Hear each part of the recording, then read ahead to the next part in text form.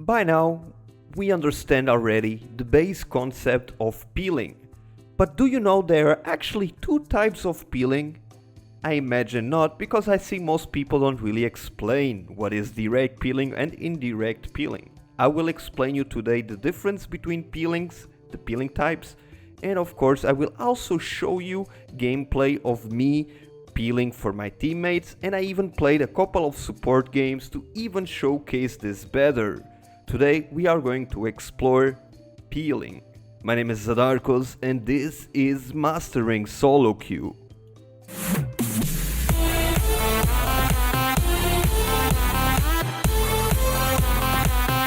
Peeling happens whenever a player plays in a way that helps his teammates survive, maneuver and deal damage as well in many occasions. While he does that, the objective is to make it so that his ally takes as less damage as possible and isn't able to get engaged or CC'd by the enemies. Supports are the best example of peeling for the AD carry by using crowd control abilities and debuffs on the enemy team, or by healing and or buffing their teammate. Both actions they do is to help their carry deal as much damage as possible while being safe and taking as little damage as possible as well. This also happens to avoid getting their carried hard engaged or in range of bursts from the enemy team.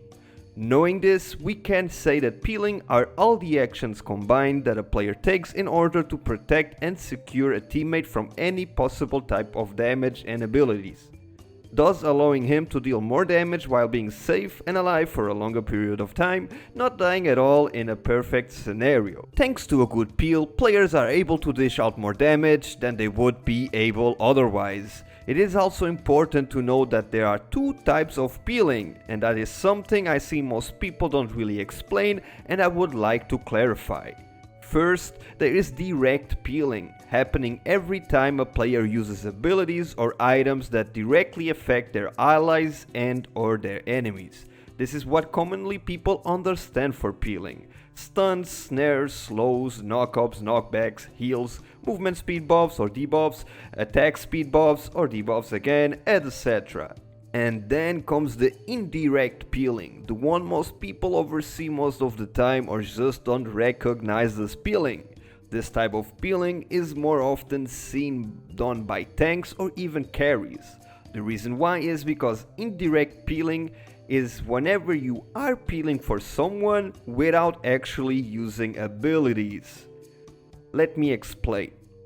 If you are playing a tank and you guys are, for example, disengaging, the enemy team is throwing out skill shots and abilities. You as a tank, you may be tanking those abilities, body blocking those abilities, so your AD carry or your mage can still do their thing while moving back, even though you're not directly affecting anything because you're not using abilities. You are body blocking so that your carry does not take damage. That is an indirect peel. Or for example, if you are a mage, let's say you are Syndra, and people of course are scared of a Syndra with the ultimate because you have a high burst. So the enemy AD carry does not get close to your AD carry because he's getting zoned by you as a Syndra. And as your AD carry moves, you move with him, zoning any squishy or target like an assassin, AD carry or another mage. Even though you are not directly using abilities to help your teammate, the presence and your position is actually helping him stay alive and do the damage without getting engaged. That again is an indirect peeling. Body blocking, positioning, zoning can count as a peel in the situations where the fact that you are there do change the outcome and make it so that the other player, your teammate, can move how he wants and therefore does not get any damage or hard engage and is able to dish out damage himself. Now I'm going to show you examples of peeling. I even played support games so I could get footage of me doing it, and I will do it and explain it at the same time. Let's go right into it. Here's the first example of a more aggressive type of peel. I started by shielding Lucian because I thought they would go for him, but now Lee Sin dives. As he dives, he gets ultimate by Varus, so I'm forced to flash over, use my ultimate to knock back Varus and we get the kill, heal Lee Sin, with my shield we are able to save him. And this is the first example of a peel. Here we're gonna see Aloy engaging on Diana, so I immediately slow Aloy to keep the distance if Diana wanted to go back, and I shield Diana. As I see Lucian going in but I don't have abilities, I basically body block as I can, making it harder to click on the Lucian and of course harder to target like for the Karma. In the meanwhile I did exhaust Aloy and I keep always shielding Diana because she is the one in the front line taking damage. There goes another shield, and with that we are able to actually get the kill easily. Next example here, Lee Sin engaging on Kassadin. Immediately I shield him to help him out. Gonna slow the virus so he can keep up with the knockup. I did miss. Now that I see Aloy coming in, I just use my ultimate to heal back Lee Sin and shield him of course to help him fight her. Now she is stuck in there. Sadly they're kinda coming for me and there's a lot of burst even though I tried to knock them up, so they immediately killed Akali. I keep on shielding the Lee Sin heal to help him out as Diana cleans up. I slow the Riven that she doesn't get away, and with that is an easy kill, and with a little bit of helping the teammates out and healing up Lee Sin and slowing the enemies. Here another example and a misplay by Diana. Diana is going to engage the Aloy, but she is very strong. You're gonna see me use Redemption to heal Diana and use my shield, but Diana gets out of the range, so I exhaust Aloy as well to slow her down, and as it gets dangerous I'm forced to use my ultimate as well to keep healing Diana and as well knock back the Aloy, thanks to that we get the kill and Diana didn't die. Now here we're gonna watch a full on scale team fight. We are about to contest Drake. As Lee Sin goes in, I immediately knock everybody back so that we can disengage because clearly we couldn't fight. I also use my Shurelia per se to get us movement speed buff, but now Akali gets in a sticky situation. I kinda noticed late, so I use my Redemption trying to save her, but it goes a bit late. Here I knock everybody up so Lee Sin can escape, and as Riven goes in I am forced to use my ultimate to knock her back so she can't stun the Lucian. As people get closer to Lucian I slow one of them and I'm going to knock up that zone, but I end up exhausting Aloy here so that Lucian can keep on kiting her. Again I keep the shields up, I slow her back, and I keep close to him with the knock-up, helping him grab another kill. And now suddenly he can basically kill everybody. I keep on shielding people, I keep on shielding him, and he is able to clean up that fight easily by himself.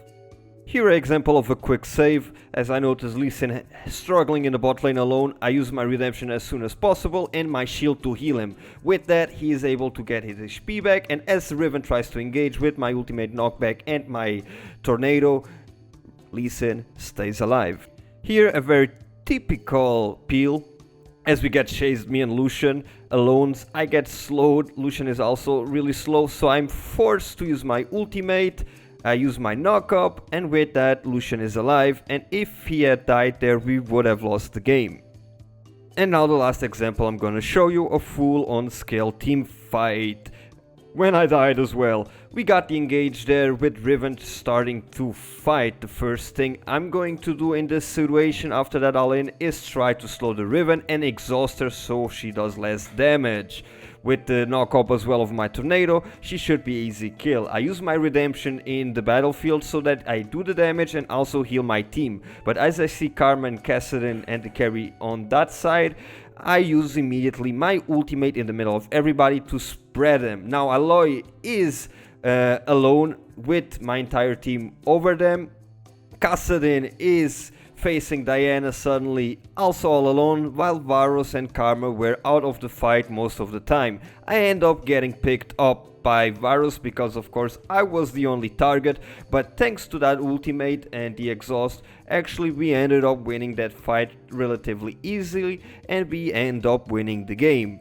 The ultimate there made it so that the enemy support Karma that has some damage and their carry were entirely out of the fight, and my team was basically playing 4 versus 3 because Riven almost immediately died, and therefore it was a very easy match for them. I hope it helped you as always, and remember that peeling is something that is happening all the time, and if you do a good peeling, no matter what role you're playing, if you do the correct actions, you can change the outcome of many fights. And actually playing support can be very enjoyable. My name is Zadarkus, I hope you enjoyed it. Remember to give it a like if you did, leave a comment if you want to let me know something, and subscribe if you are not. See you in the next one.